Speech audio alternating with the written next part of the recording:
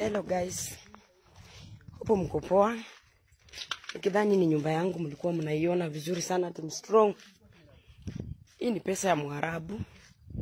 Ni pesa yenye nilikaa kwa Mwarabu nikitafuta. Na hii nyumba nikijenga mliona. But overside nilimtu anaingia kwa anachoma nyumba. Clara wendi ulinua viketi yenye ilikuwa hapa. Viketi zenye mlinipea kwa harusi zilibebwa zote. Vitu za kutumia zenye mlinipea zilibebwa. Hii ni bedroom yangu. Yani nilichomewa kila kitu. Clara ndio hizi vikombe zenye uliniletea ziliungua, zingine zilibebwa. Ni nyumba yangu guys. Hata siamini macho yangu, hapa ni kwangu. Mimi sikumuibia mtu. Si bangi kitu ya mtu. Sikumkosea mtu ama sijaroga mtu. Bali ni kazi ya mikono yangu nafanyiwa hii yote. Mimi Mungu nilimuomba na akakubali kunibariki. Ni mahindi yangu iliungulia kwa nyumba. Kazi ya mikono yangu yenye nimeshinda nikitafuta.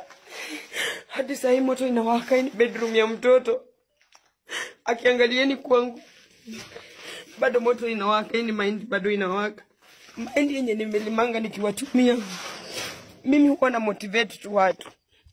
Once na post kitu yangu huwa na motivate. Ndio to fight poverty.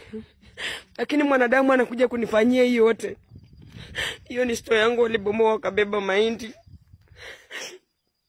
Hii ni boma yangu, mwezi amini ni boma yangu yenye nilikuwa nikipost.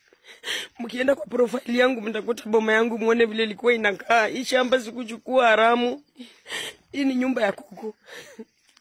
Wilkista alinitumanishia kuku nikaletewa kama zawadi. Wilkista kuku zilienda zote. Hii ni nyumba ya kuku. Kuku zangu zilibebwa zote. All in all, najua Mungu ako na mimi. Na najua Mungu atanitendea.